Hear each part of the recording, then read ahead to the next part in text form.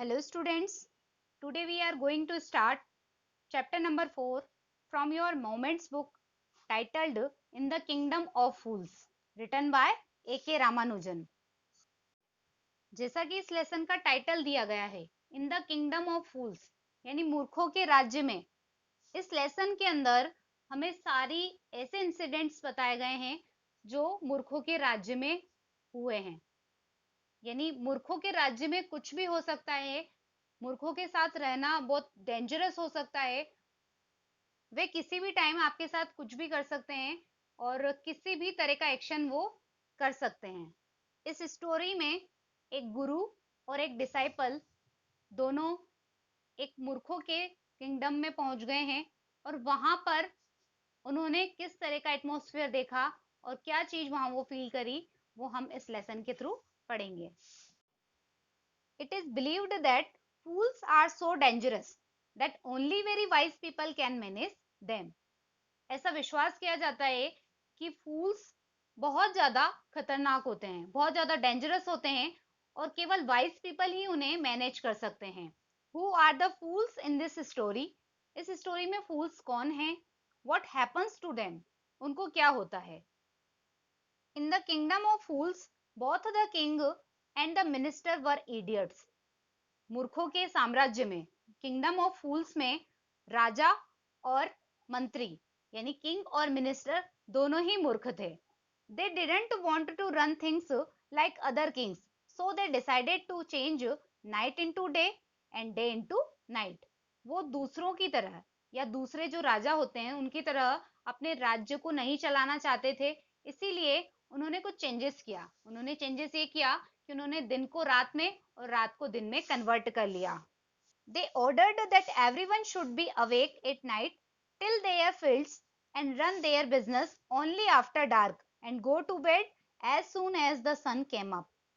उन्होंने ऑर्डर्ड कर दिया था, उन्होंने आदेश दे दिया था हर व्यक्ति को जो उस साम्राज्य में, उस पूरे किंगडम में रहते थे, कि वो रात को जागेंगे और अपने जो खेतों पे जाने का काम है या अपना कोई भी बिजनेस है वो डार्क होने के बाद यानी अंधेरा होने के बाद करेंगे और वापस वो सो जाएंगे।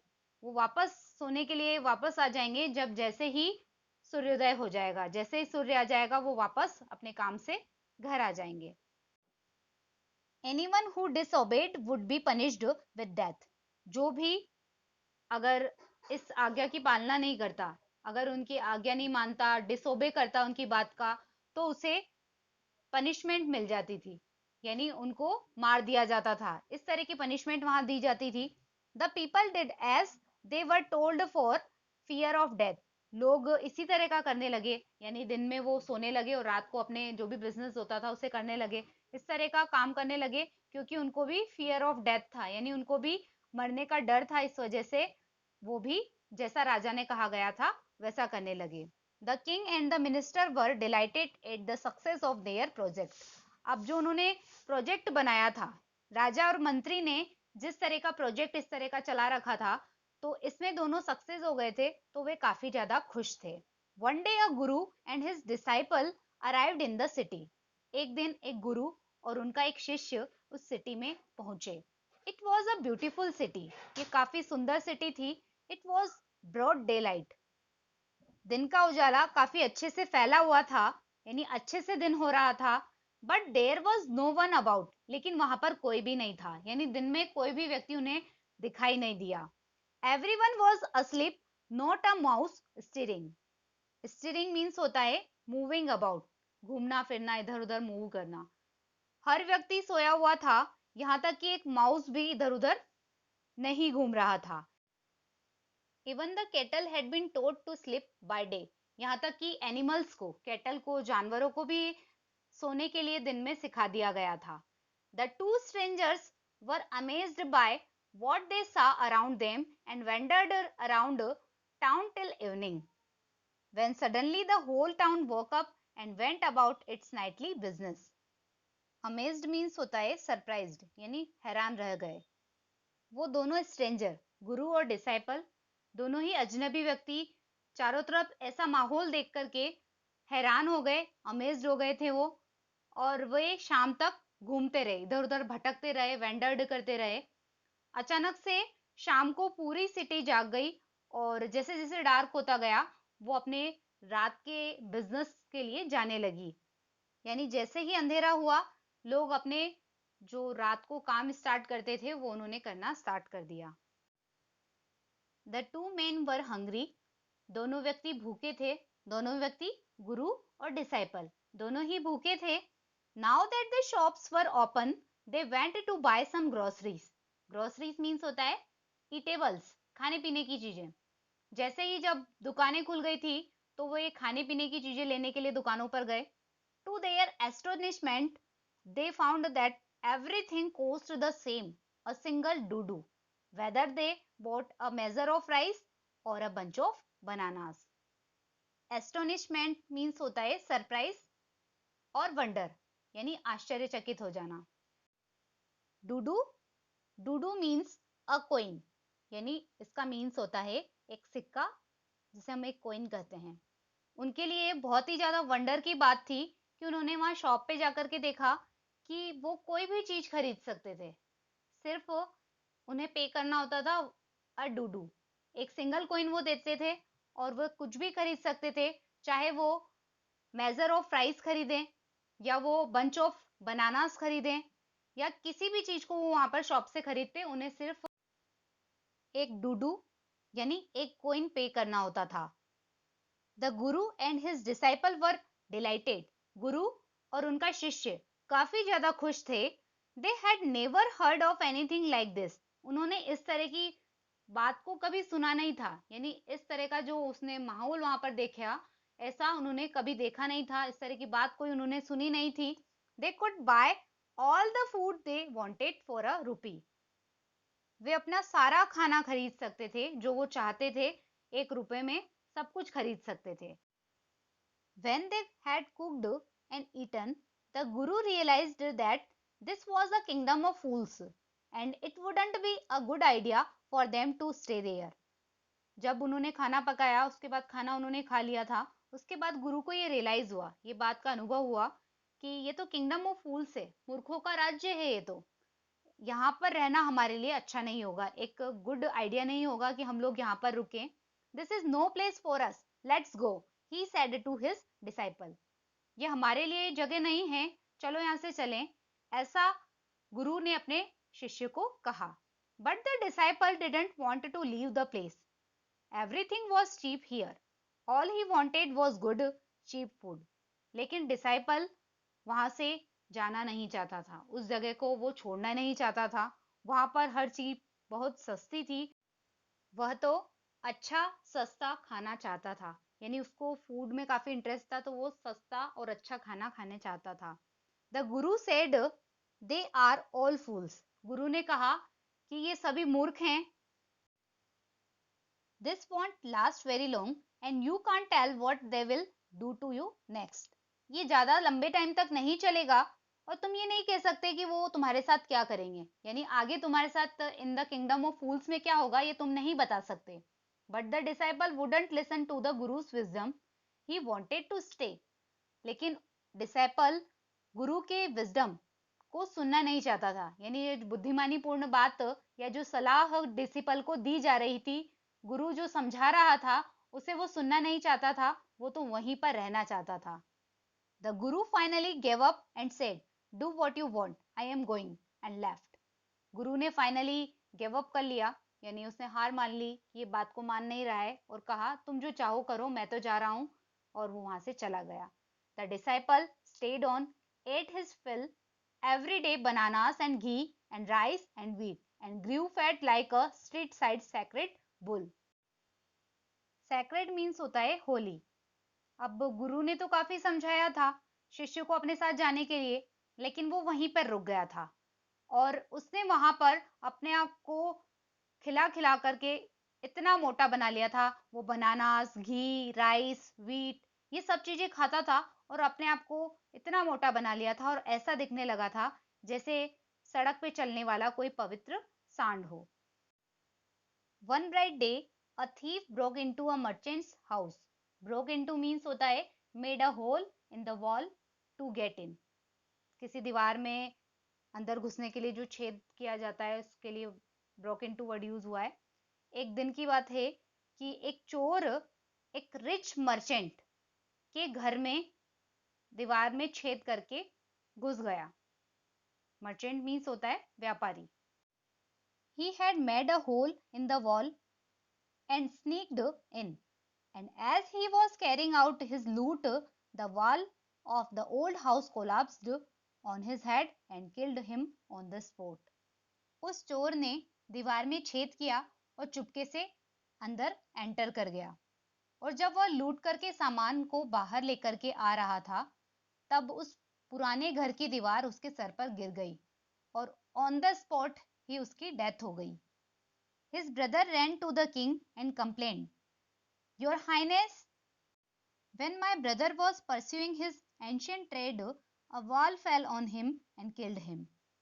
उस चोर का भाई दौड़ करके राजा के पास गया और उसने ये कंप्लेन की कि योर हाइनेस, मेरा भाई उसका एंशियंट ट्रेड यानी उसका जो पुराना काम था उसे कर रहा था, उसके सर पर दीवार आकर के गिर गई और उसकी डेथ हो गई। यानी दीवार के गिरने से वो चोर मारा गया। This merchant is to blame. सारा दोष इस मर्चेंट का है, सारी गलती इसकी है। He should have built a good strong wall. इसको एक अच्छी और एक स्ट्रॉन्ग वॉल बनानी चाहिए थी, यानी इसको एक मजबूत दीवार बनानी थी। You must punish the wrong doer and compensate the family for this injustice. आप इस अपराधी को, जिसने गलत काम किया है, उसको जरूर पनिश करें और परिवार को, जिस परिवार के साथ इनजस्टिस हुआ है, अन्याय हुआ है, उसको कंपनसेट करें। The king said justice will be done. राजा ने कहा न्याय किया जाएगा। डोंट वरी, चिंता मत करो। And at once summoned the owner of the house. और ओनर ऑफ द हाउस यानी उस घर के मालिक को बुलाया गया। समन्ड मीन्स होता है सेंट फॉर, यानी बुलावा भेजा गया, उस व्यक्ति को बुलाया गया। When the merchant arrived, the king questioned him. जब मर्चेंट वहां पर आया तो राजा ने इससे क्वेश्चन किया, व्हाट्स योर नेम, तुम्हारा नाम क्या है? Such and such your highness. ऐसा वैसा इस तरह से राजा को उसने बता दिया अपना name. Were you at home when the dead man burgled your house. जब डेड मैन यानी जो थीफ है वो जब तुम्हारे घर पे चोरी कर रहा था, तो तुम घर पे थे?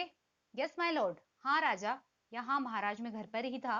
ही broke in and the wall was week.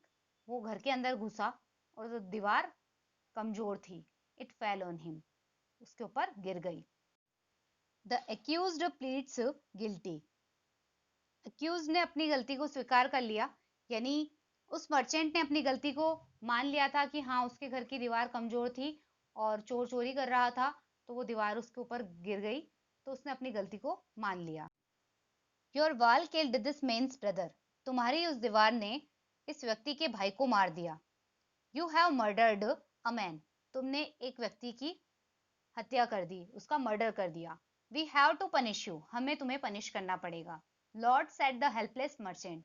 उस मर्चेंट ने, जो हेल्पलेस हो गया था उस टाइम पे, उसने राजा को कहा, I didn't put up the wall. मैंने इस दीवार को नहीं बनाया था। It's really the fault of the man who built the wall. ये असलियत में उस व्यक्ति की गलती है जिसने दीवार को बनाया था। He didn't built it right. उसने इसे अच्छे से नहीं बनाया था, इसको अच्छे से बिल्ड नहीं किया। You should punish him. आपको उसे पनिश करना चाहिए। Who is that? कौन है वह? My lord, this wall was build in my father's time. राजा को उस व्यक्ति ने बताया, मर्चेंट ने, कि ये दीवार मेरे पापा के टाइम पे बनी थी, मेरे फादर के टाइम पे बनी थी। I know the man, he is an old man now, he lives nearby. मैं उस व्यक्ति को जानता हूँ, अब वो एक बूढ़ा व्यक्ति हो गया है और वो हमारे पास ही रहता है। The king sent out messengers to bring in the bricklayer who had built the wall. अब राजा ने अपने मैसेंजर को, उस ब्रिक लेयर को, यानी उस मैसन को, उस कारीगर को बुलाने के लिए भेजा। They brought him tied hand and foot.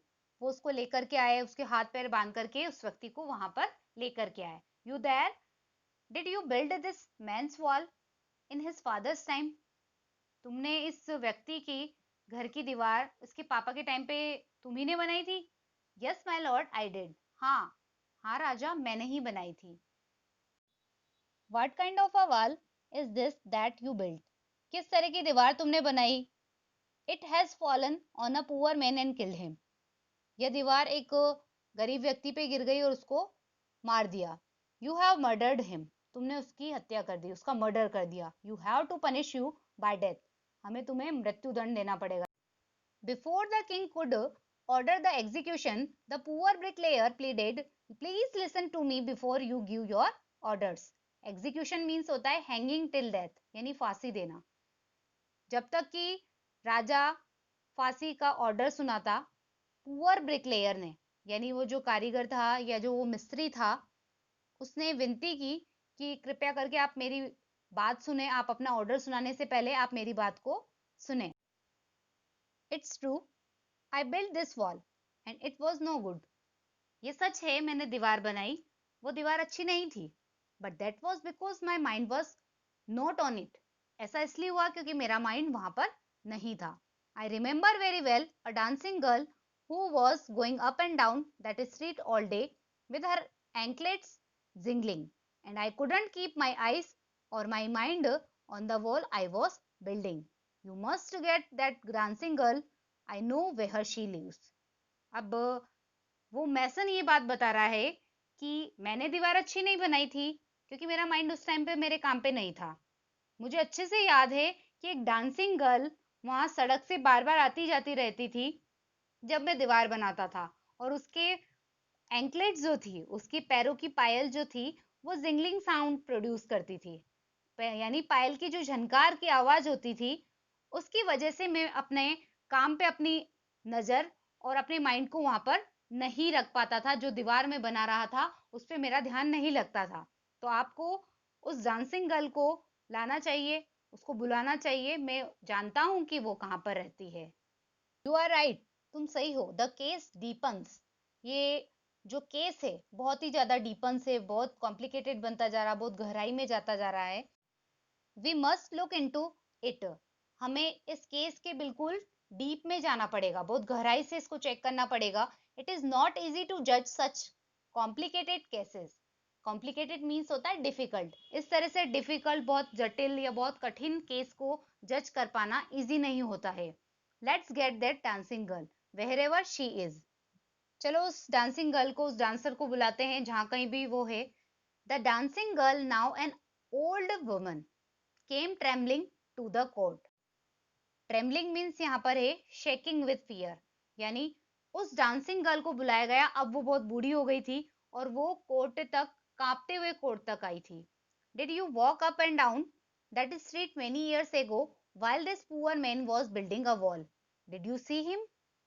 क्या तुम काफी सालों पहले उस सड़क पे आ जा रही थी क्या, जब ये पुअर व्यक्ति दीवार बना रहा था? क्या तुमने इसे देखा था? Yes my Lord, I remember it very well. Yes my Lord, मुझे अच्छे से याद है। So you did walk up and down with your anklets jingling. तो तुम आती जाती रहती थी और तुम्हारी पायल की आवाज आती रहती थी, यानी पायल खनकती रहती थी जब भी तुम वहां से निकलती थी। You were young and you distract him. तुम यंग थी और तुमने इस व्यक्ति को, इसका अटेंशन को डाइवर्ट किया, यानी इसको डिस्ट्रैक्ट किया था, इसका ध्यान हटाया था तुमने। सो ही बिल्ट अ बैड वॉल, इसी वजह से इसने बेकार दीवार बनाई। अब जो वो खराब दीवार बनाई है उसका क्या हुआ? It has fallen on a poor burglar and killed him. वह एक गरीब चोर के ऊपर, एक बर्गलर के ऊपर गिर गई और उसे ऑन द स्पॉट ही मार दिया गया, यानी दीवार के गिरने से उसकी मौत हो गई। You have killed an innocent man, तुमने एक मासूम व्यक्ति को मार दिया। इनोसेंट मीन्स होता है मासूम, जिसकी कोई गलती नहीं हो। You will have to be punished, तुम्हें पनिश किया जाएगा या तुम्हें पनिशमेंट मिलेगा। She thought for a minute and said, my lord wait. उसने थोड़ी देर सोचा और उसने कहा, माय लॉर्ड रुको। I know now why I was walking up and down that street. उसने राजा को रोका और बोला कि मुझे याद आ गया है कि मैं वहां से आती जाती क्यों थी, उस सड़क से बार बार क्यों निकलती थी। I had given some gold to the goldsmith to make some jewellery for me. मैंने कुछ गोल्ड एक गोल्ड स्मिथ को दिया था ज्वेलरी बनाने के लिए, he was a lazy scoundrel, वो बहुत ही ज्यादा एक मीन फेलो निकला, यानी बहुत बदमाश सा व्यक्ति निकला वो, और बहुत आलसी था वो। He made so many excuses, said he would give it now and he would give it then, and so on all day. उस गोल्ड स्मिथ ने बहुत सारे एक्सक्यूजेस बनाए, बहुत सारे बहाने बनाए। उसने बोला कि वो ऑर्नामेंट मुझे आज देगा, अभी देगा, कल देगा, बाद में देगा, इस तरह से उसने मेरे साथ किया। He made me walk up and down to his house a dozen times. उसने डजन टाइम्स यानी कई बार, या एक डजन टाइम, 12 बार उसने मुझे अपने घर तक दौड़ाया होगा, यानी बार बार मुझे उसके वहां पर जाना पड़ता था, अपने जो ज्वेलरी में बनवाने वाली थी उसे लेने के लिए, कि आज देगा, कल देगा, इस तरह के बहाने वो बनाता रहता था। इस तरह से डजन टाइम्स मुझे उसके पास जाना पड़ा। That was when this bricklayer saw me. उस टाइम पे इस ब्रिकलेयर ने, इस मैसन ने मुझे देखा था। इट्स नॉट माई फॉल्ट, ये मेरी गलती नहीं है my lord, it's the damned goldsmith's fault. ये उस हेटफुल पर्सन, जो गोल्ड स्मिथ है, जिससे बहुत ज्यादा नफरत की जा सके, ऐसा व्यक्ति, उसकी गलती है। यानी यहाँ पर डैम्ड पर्सन किसे बताया है? गोल्ड स्मिथ को बताया है, उसी की गलती है। Poor thing, she is absolutely right. Poor thing यहाँ पे उस डांसर के लिए यूज हुआ है, उसी लेडी के लिए यूज किया गया है, कि वो टोटली राइट है। Thought the king weighing the evidence, evidence means होता है विटनेस, जो भी विटनेस सामने आए थे उनको ध्यान में रखते हुए, उनको सोचते हुए राजा ने इस बात को सोचा। We have got the real culprit at last. Culprit means होता है गिल्टी पर्सन, हम आखिरकार जो गिल्टी पर्सन है हमने उसे पकड़ ही लिया है। Get the goldsmith wherever he is hiding at once. अब उस गोल्ड स्मिथ को लाया जाए, जहां कहीं भी वो छिपा हो उसको एक बार यहाँ पर लाया जाए। The king's bailiffs searched for the goldsmith who was hiding in a corner of his shop. Bailiffs means a law officer.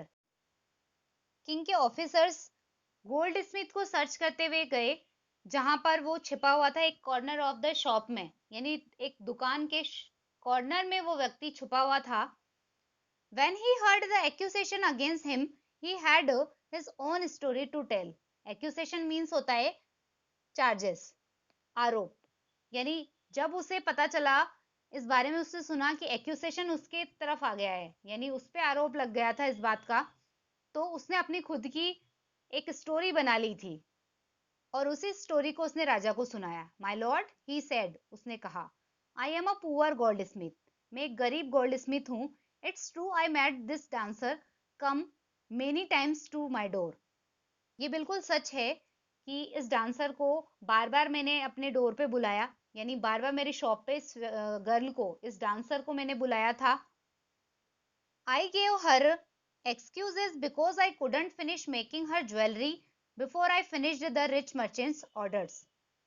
मैंने इस वजह से इस लेडी को बार बार बुलाया था, क्योंकि मुझे बहाने बनाने पड़े थे इसको बुलाने के लिए बार बार, क्योंकि मैं ज्वेलरी को फिनिश नहीं कर सका था, और मैं जब इसकी ज्वेलरी नहीं बना सका था, काम कंप्लीट नहीं किया था, क्योंकि मुझे पहले रिच मर्चेंट के ऑर्डर्स को फिनिश करना था। यानी पहले मैं रिच मर्चेंट के ऑर्डर को फिनिश करता, उसके बाद मैं इसकी ज्वेलरी बनाता। तो इस वजह से मैं बार बार बहाने बनाता था, एक्सक्यूजेस दे देता था, और ये बार बार मेरे शॉप पे आया जाया करती थी। They had a wedding coming and they wouldn't wait. उनके घर पे वेडिंग होने वाली थी, और मैं उनको वेट नहीं करा सकता था। You know how impatient rich man are. Impatient means है अनविलिंग टू वेट, जो धैर्यहीन होते हैं, जो वेट नहीं कर सकते, उनके लिए इम्पेशेंट वर्ड यूज किया जाता है। आप जानते ही हो कि रिच मैन कितने ज्यादा इम्पेशेंट होते हैं, यानी वो वेट नहीं कर सकते हैं, वो वेट नहीं करना चाहते हैं। Who is this rich merchant who kept you from finishing this poor woman's jewellery, made her walk up and down, which distract this bricklayer, which made a mess of his wall, which has now fallen on an innocent man and killed him. Can you name him? अब राजा ने ऐसा कहा कि कौन है वो rich merchant जिसने इस पुअर वुमन की ज्वेलरी के काम को फिनिश करने से पहले तुम्हें रोके रखा, और इस वजह से ये बार बार आती जाती रही, और इसी वजह से ब्रिकलेयर जो मैसन था, जो कारीगर था, वो डिस्ट्रैक्ट हो गया, उसका डाइवर्ट अटेंशन उस टाइम पे हो गया और इस वजह से उसने एक वीक वॉल बनाई, एक कच्ची दीवार बनाई और उसी वजह से अब वो दीवार गिर गई और वो दीवार एक इनोसेंट मैन के ऊपर गिरी, यानी एक मासूम व्यक्ति के ऊपर गिरी जो कि एक चोर था और उसे ऑन द स्पॉट ही मार दिया। क्या तुम उस रिच मर्चेंट का नाम बता सकते हो? यानी इस तरह की बात राजा ने उस गोल्ड स्मिथ से पूछी।